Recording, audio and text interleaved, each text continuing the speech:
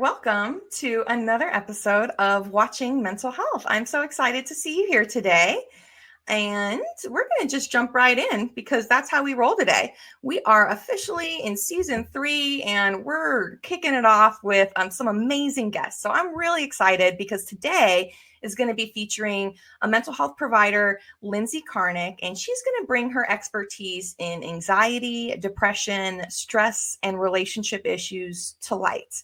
And I think that's so valuable because I think that all of us are maybe feeling a little bit anxious and depressed or stressed out these days, and that's okay because she is known for sharing practical strategies to enhance mental health, mental well-being, and she's going to bring a few of those hacks, tips, and tricks to today's episode. So without further ado, I'm going to bring her on so she can talk a little bit more about herself.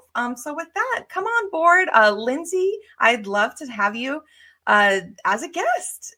Hi, Katie. Good to see Hi. you. Thank you so much for being here. I'm so excited. It's a pleasure. Yeah, and we don't really know each other too well. We met online, and so this is going to be a learning episode for me, I think, as much as everybody else. And so I'm really just excited to jump right in. And so with that, tell me a little bit more about yourself, your background, and what brought you to the mental health field. Well, I have a private practice that serves folks, adult individuals and couples in 10 states. I am based out of Colorado. And what really keeps me riveted by this field and by doing the work I do is that I've always been a story junkie. I mean, I really love stories and I love to write and I love literature and I've always loved to read. And really, for me, what this work is about is the stories we tell ourselves and the stories we tell other people and how we make meaning out of those stories and the ramifications of those meaning-making processes for how we understand our experience and what we think is possible, what we do with it. Mm-hmm. So this work combines two things that are probably my first love, which are people and stories. And then you add in a lot of literary dork of the highest order who loves to talk about meaning and symbolism and yes, all the things that make stories so powerful for us. And there it is. I love that. Oh my gosh, we would be really great friends. I'm all about the meaning behind things. And sometimes, you need that. And so I see you have, you're filled with literature behind you. I think that's so awesome. And that's the cold collection. That's the sparse. I now give away books I've read as gifts. That's the new policy. 1 in, 1 out. It's got to go 1 in, 1 out. Right. Now I should start implementing that policy too. I think there's too many books, but otherwise they're like falling out of the pantry. You go in for some oatmeal and a novel falls out and clunks everywhere. Like, I can't make that for breakfast. That's not going to work. Right. That's awesome. Well, I love that. I like that you bring storytelling and, thoughts of philosophy and meaning to psychology and to mental health. How long have you been, in the field? How long have you really been doing this work for? I've been a licensed clinical social worker for 15 years. I got into it a little before that in a sort of interesting roundabout way. It started out with a volunteer job that was absolutely fascinating, a volunteer opportunity that was absolutely fascinating to me. And one thing sort of led to another. So I would say formally about 15 years. That's beautiful. I think that everyone comes in, either with a story or they didn't mean to, and it just kind of happens. And then it winds up being their calling. So tell me a little bit more about your specialties and kind of the things that you focus on with your patients. My specialty is helping people move forward. I would like it for myself and for also everybody I know to spend more time living their life and less time talking and thinking about it. And I think ultimately that's the goal for most people, right? It's like nobody wants to spend more time in the dentist's office. I mean, I love my dentist. Don't get me wrong. I have many dentist friends. They're all lovely people. And I would like to spend time out in the world eating ice cream, not being in the dental chair. And I think we could think very similarly about therapy. So for me, I think my specialty, if we were to say something above and beyond a clinical diagnosis or a specific set of difficulties, is helping people dial into what it is they need meaningfully to move forward on the things that are holding them back or seem like barriers or stuck points to how they want to be living so that they can get on with their lives. That's what I love about this work, is seeing people get on with their lives and get to the place they want to be and the places they imagine being. It's so exciting. Yeah, that is. I think that that's wonderful. And a lot of people don't talk about that. They don't talk about the other side of therapy and kind of what coming out of it might look like. And so I think that's really beautiful. You're always trying to move people through. And it sounds like you have some amazing tips and tricks, and I've been checking out your Instagram. So if somebody is coming to you and struggling with maybe stress and anxiety, what's the first thing you would say to them? Well, the first thing I would say is good for you for wanting something to be different. Well Yeah. done, you. That's huge.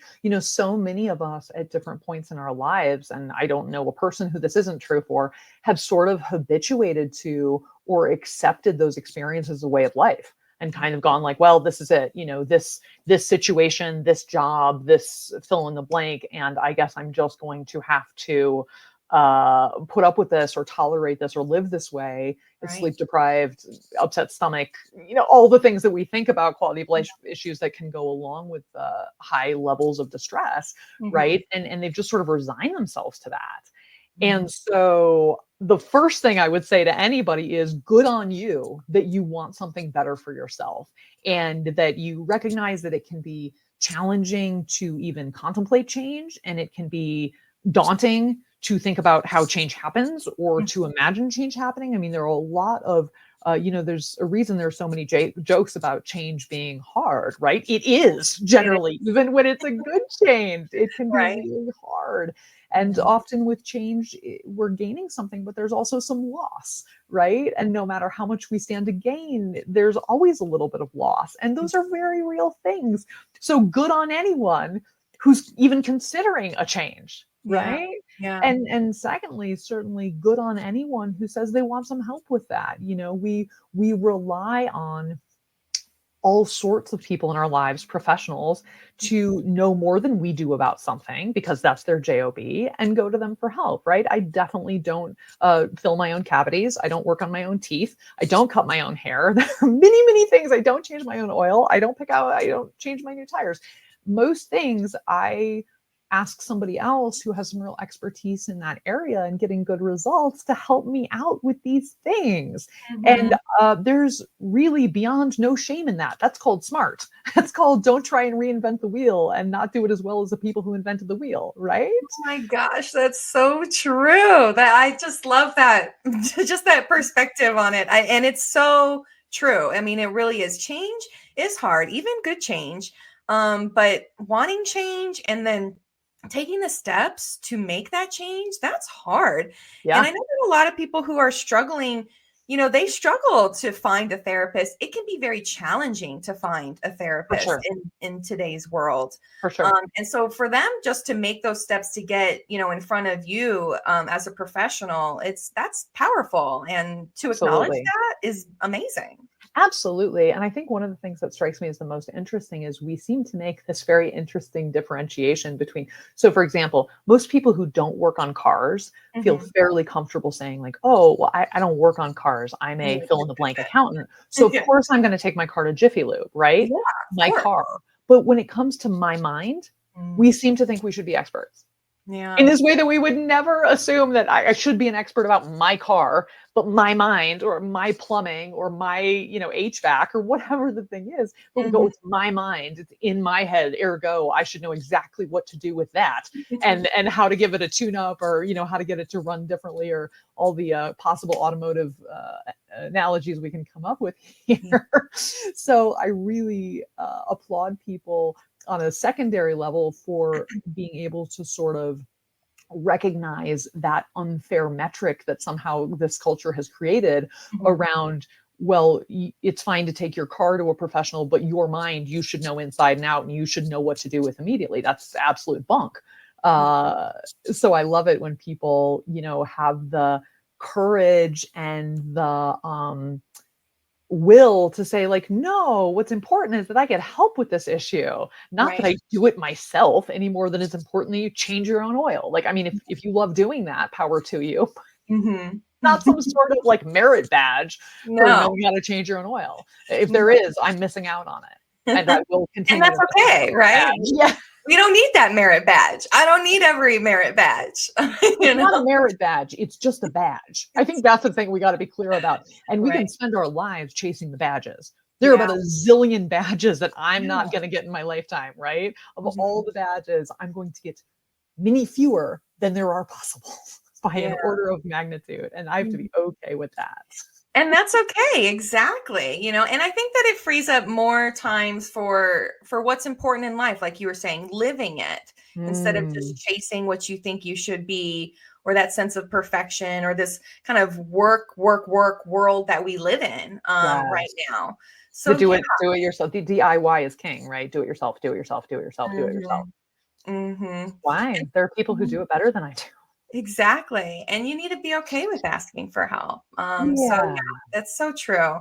So with somebody who is, you know, in front of you and who is experiencing maybe a lot of anxiety and around maybe the state of the world today, I know that given our current political climate, depending on what side you're on, you can be very anxious right now. What are some tips or tricks you might give to somebody who maybe is feeling that intense stress? Sure. Couple of things, and certainly we're going to keep it very general, right, and high level, and you know, we want to be clear that, you know, this is not mental health advice. We're not giving advice or clinical direction here. We want you to seek out a therapist if you'd like. It's different, right? There are healing journeys are different. What'll work for me won't work for someone else. Absolutely. But having said that, I think the first thing that can be really, really helpful for all of us is to recognize something that we often miss, that we often sort of sweep past, and that's myself included. And to recognize, as Dr. Chad Lejeune says it, he's my favorite working psychologist, he says, in essence, don't mistake the alarm for the problem. Don't mistake the alarm for the problem.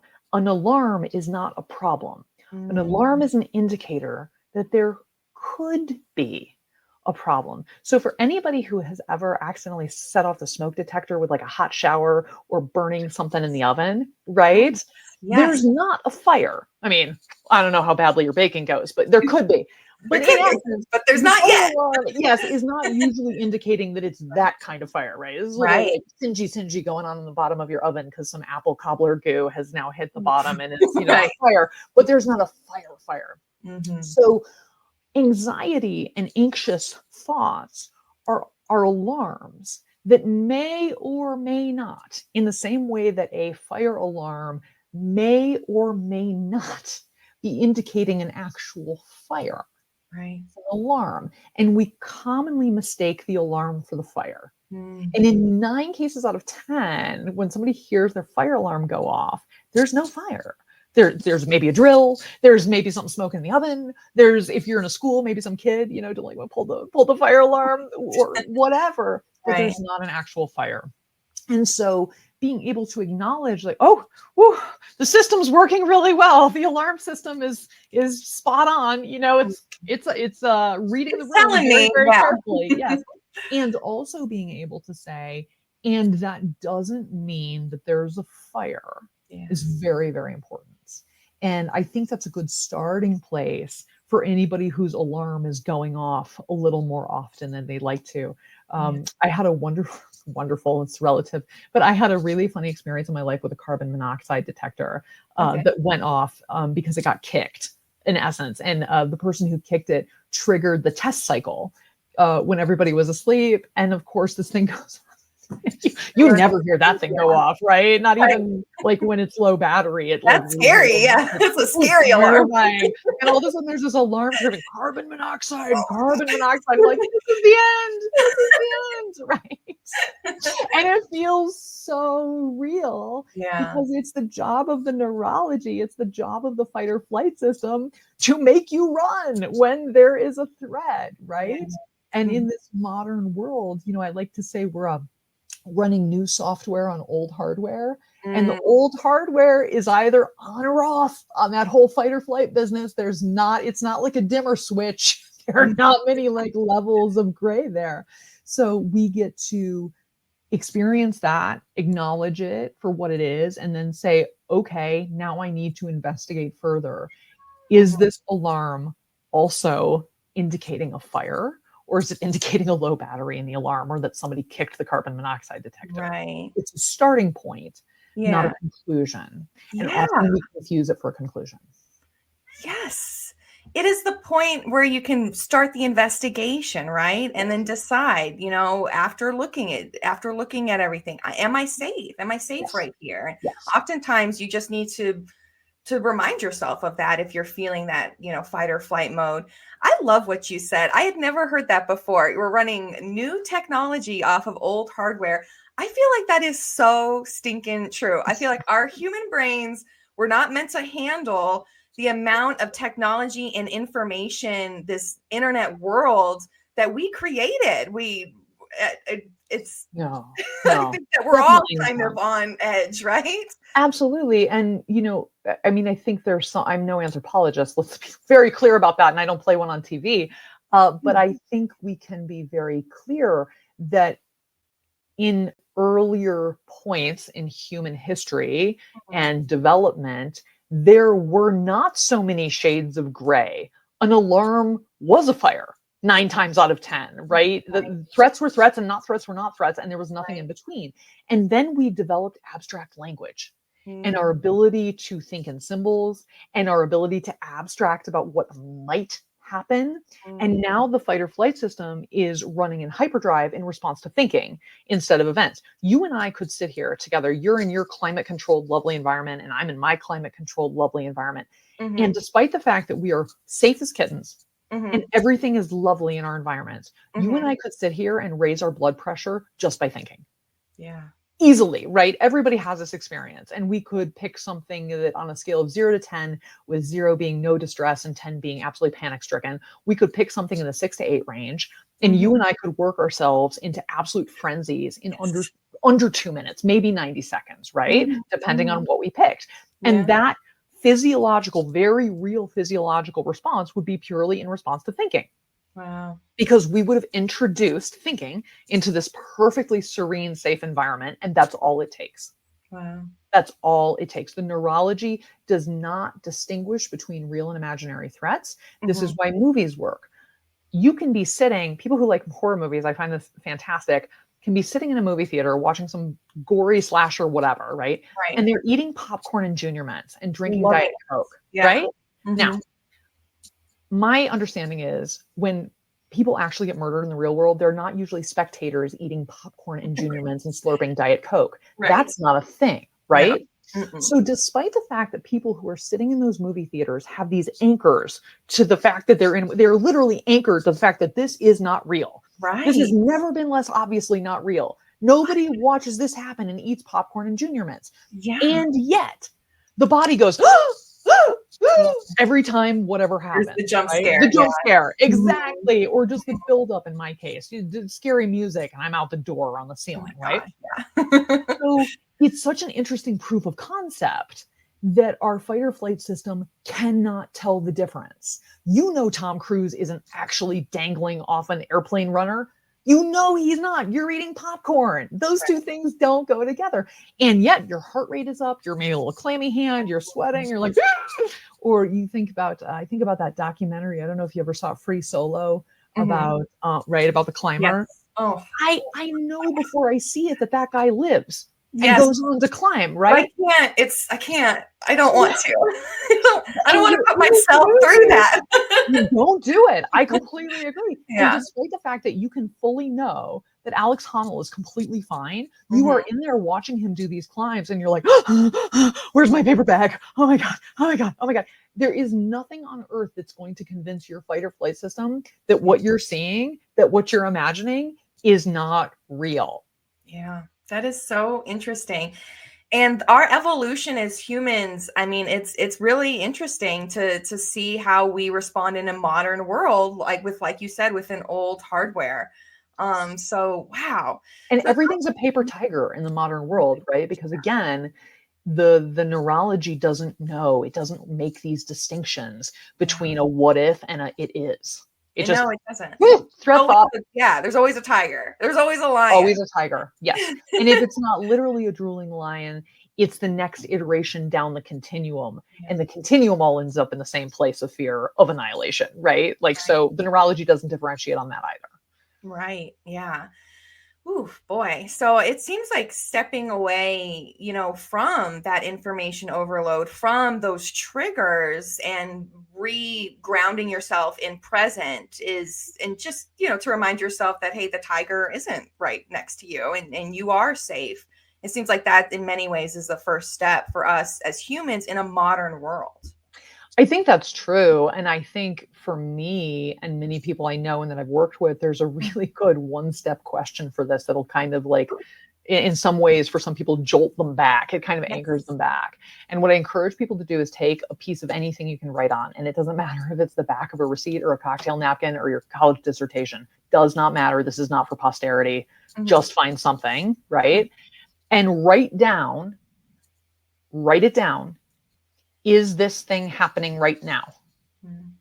Is this thing happening right now?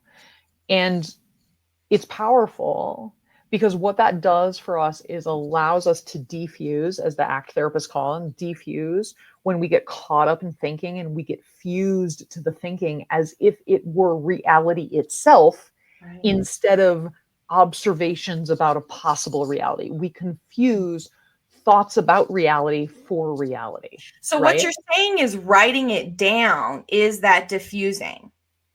Writing it down and the question, is it happening right now, will illustrate to you in a heartbeat the difference between what's thought land and what's concrete reality land, right? Yeah. So again, if you and I ran the experiment where we're sitting here in our lovely climate control environments and somebody sets a stopwatch and they say, okay, guys, go think about the thing that upsets you, right? And you and I like work ourselves into a tizzy in like 90 seconds flat, right?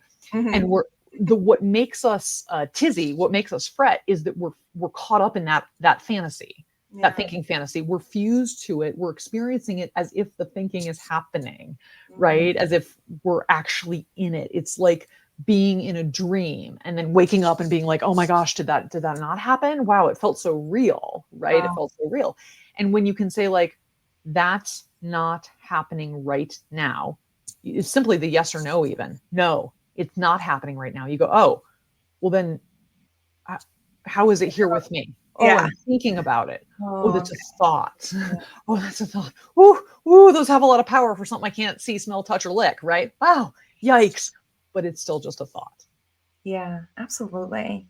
And that question, I think, helps us let some of the fuel, a lot of the fuel out of the thought and reposition it as just a thought as opposed to a capital T truth. They both start with T, and that's where the similarities end. Otherwise, thoughts and truths are very, very different.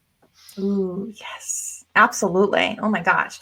And it feels almost like the asking that question and writing it down is that kind of going back to the analogy of the alarm is us investigating in that heartbeat of a second. So that's really, really cool. Yes. And I think, the ACT folks have pointed this out in a million different ways. If you can identify something as a thought, identification, right, which is labeling, right, is a way of pointing at something, right? You go, that's that. That's a thought. That's a song. That's a dog. That's a cat. That's a human. That's a spaceship. Labeling and identification is being able to point at something, yes, and name it. And as soon as you point at something, I don't know how long my finger is. My guess is about 3 inches because I got short, stubby little hands. You've created space between you and it. Ooh. Even if it's just 2.5 inches. You've created space between you and it. And space between you and it, that's all you need to breathe. Oh my It's God. about 2.5 inches. You can take a really deep breath. Yeah. It's a thought. Oh, it's over there and I'm over here. I know that because I'm pointing at it. And in order to point something, I got to be over here pointing at the thing that's over there. Right? You go, oh, thank goodness. I'm over here. It's over there. I got my eye on it. Good. Oh my gosh. Wow. You're just filled with wisdom. I love it.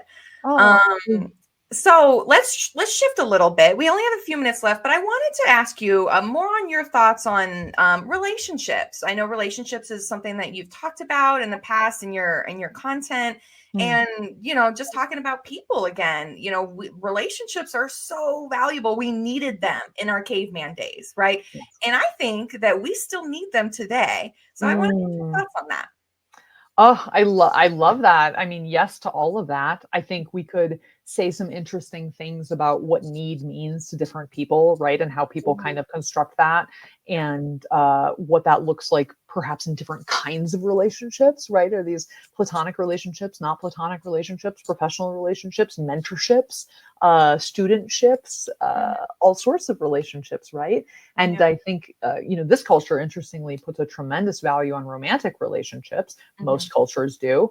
Although romantic is sort of relative. I think most cultures put a premium on some sort of pairing, but Sure. not Based on necessarily romantic, right? yeah, yeah. This culture is obsessed Their with definition romantic. of it. Yes, exactly. Mhm. And I think this is a tricky culture to figure out what kind of relationships are the most meaningful and fulfilling to you, because we do get a lot of messages about what is we should want, and some of those messages are the tail end of very monolithic money making industries, right? Which doesn't make them right or wrong, but Mhm. it is something I think we need to be aware of, Yeah. in the same way that we would want to be aware of any messaging we get, and where that's coming from, and uh, be clear that it's on us to get radically bold about defining these things for ourselves, Mhm. and defining what's important to us and what's meaningful and what's a value add, right? And if there's a kind of relationship in your life that's a value add to you, great, get more of those, Yeah, right? As long as it's sure. safe and doesn't hurt you or anybody else. But that doesn't have to be a romantic relationship. Right. And many people, I think, feel pressured to have that relationship in a way that I think is neither representative of what's necessarily helpful, Mhm. nor do I think is life affirming for people, quite frankly, because Mhm. relationships with other people, connection with other people can come from so many different kinds of relationships, not just romantic relationships, which are overemphasized because there's a bazillion-dollar industry behind it. Yeah, absolutely. Yeah, it's almost like you're giving, and you don't need to, because nobody needs permission, but it's almost like giving permission to somebody to say, "Hey, stop trying to chase the love. Just just go for the connection," right? It doesn't need to be a romantic connection. If you find that, Absolutely. that's wonderful, but relationships are not just about that. And yeah, I think you're right. We put so much pressure Absolutely. on ourselves. We Oh, we really really, really do. We really do. And I think it makes people very unhappy. yeah. And I think it also sets up this measuring stick that is really harmful. That even I think many people, as is probably true with a lot of different experiences, can sort of on the one hand say, oh, yeah, I shouldn't feel pressured to. I don't, but on the other hand, they kind of do, Right. right? And it's kind of this struggle to sort of push back and also recognize that sometimes it gets to you, and maybe you do feel like that, and that's okay. It doesn't mean you've caved to some cultural force. It just means it's really out there and it's really omnipresent. And when you're Yeah. surrounded by stuff and noise, after a while, your ears will start to ring. Yeah. So, to anybody who's frustrated with that, I say, and rightly so, because we receive, especially women in this country, receive a lot of mixed messages in this culture, I should say. Mhm. A lot of mixed messages about, like, be independent, you know, be your own person, cultivate your own growth, and da da da da da da Do da. it And all. also, make sure you're married or partnered off or something With by the the time you're X age. kids. Yeah. Exactly, Yeah. exactly. Do So we it get all. some, Do it all. yeah, we get some really mixed messages that I I think are know. can be fairly destructive. And I say push back on that junk. Push back. Actually, don't waste your energy pushing back. Just ignore. Yeah. Pushing Just back do you. requires energy expenditure. Right. Right. Exactly. Yeah. Turn your And yeah. energy to what feeds you. and Yeah. what feels meaningful to you. And you've got the rest of your life and things change and who knows, like stay open to the possibilities, but don't feel like you have to meet some metric when somebody else or some cultural force is holding up a measuring stick. Right. Absolutely. And don't feel stuck, don't make it you don't have to feel stuck. And so that leads me to my last question. And I think I know your answer on this, but I want to get your thoughts. And I ask pretty much every professional who comes on. And that Okay. is, do you think that a mental health challenge or a diagnosis specifically is something that people can overcome? Or is it something that really sticks with them, that there's a part of them for the rest of their lives? Or is it somewhere in the middle? Well, a diagnosis itself is a label. Mm-hmm. And labels are interesting because sometimes they do a really great job describing people's experience in shorthand, and sometimes they don't. Yeah. And sometimes they describe that experience accurately and well for a specific point in time. Mm-hmm. And sometimes that's a shorter era than others. Mm-hmm. So I think what I would say is I most certainly believe and have seen very many times over that mental health struggles, broadly construed, Mm-hmm. are experiences that people have, and that absolutely you can move through those. And overcome is also an interesting word. Mm-hmm. I'm not sure that we have to get everything in the rearview mirror in order to move through it, Ooh, because okay. some parts of this are parts of the human experience. Yeah, Right. And sure. so, do I believe that people can have the life they want? Absolutely. Mm-hmm. And whether that life does or does not include a label or a kind of experience, um, I think that's something that everybody has to decide for themselves. Is that the thing that's a barrier to my quality of life? And to what degree do I need to address that thing in order to have the quality of life that I want? And or how much of that thing can I have and still have the quality of life? Mm-hmm. I have Mm-hmm. raging anxiety and a very high quality of life. Mm-hmm. Yeah, Right.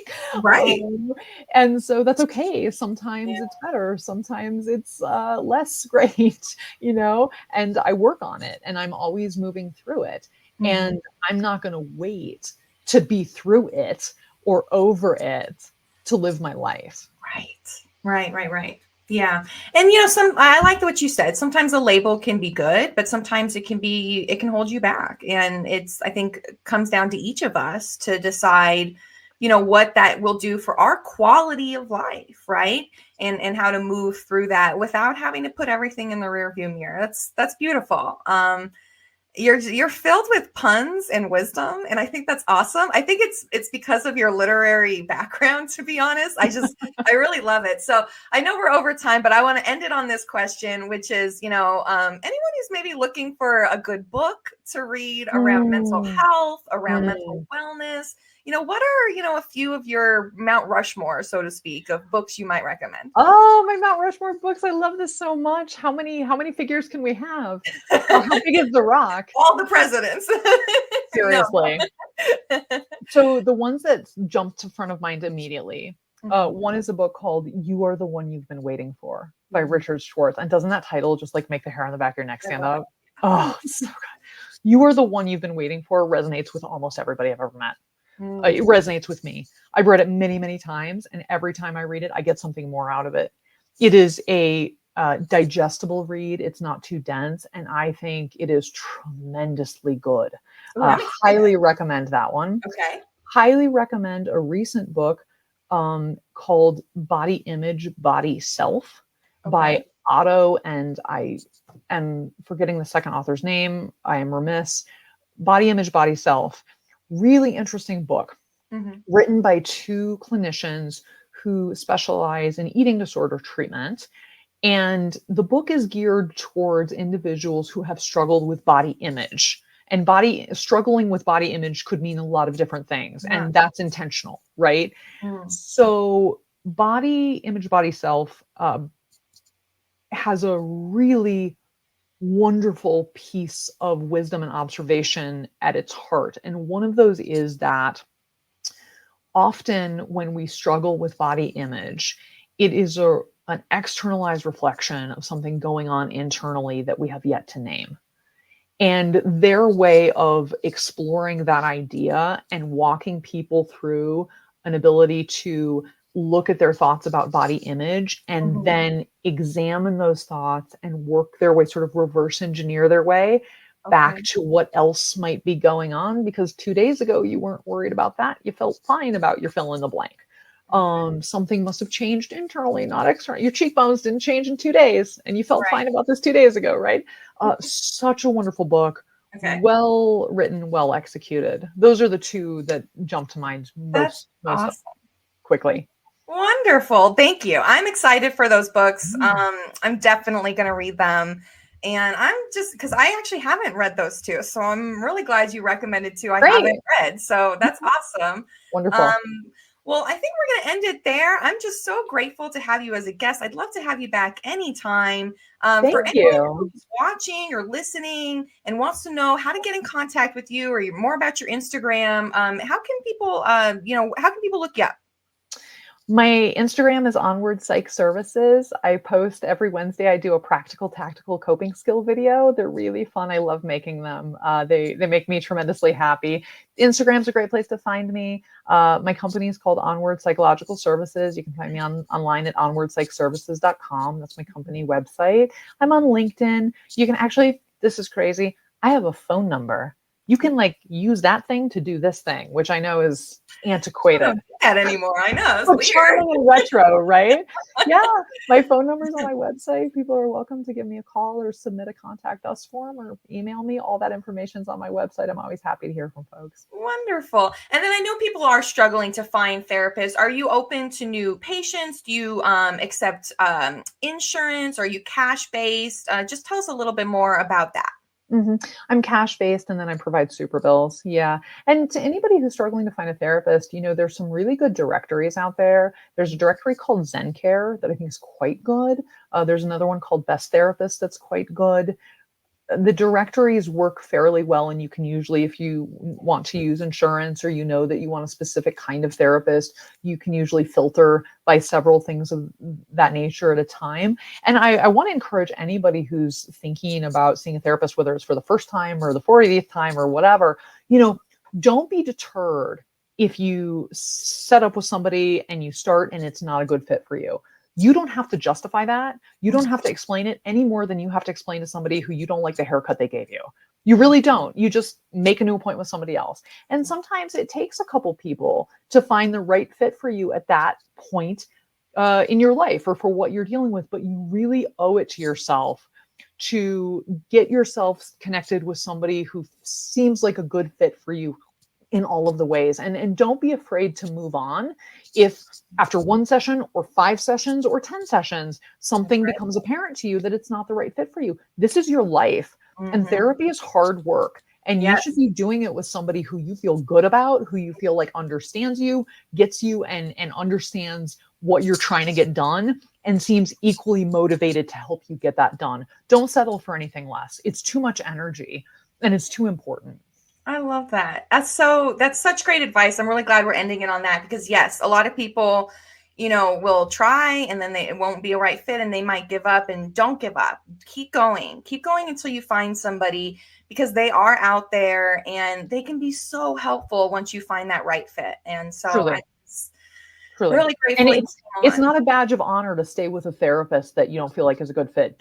Please don't do that. Right. Neither one of you need that, Just Yeah.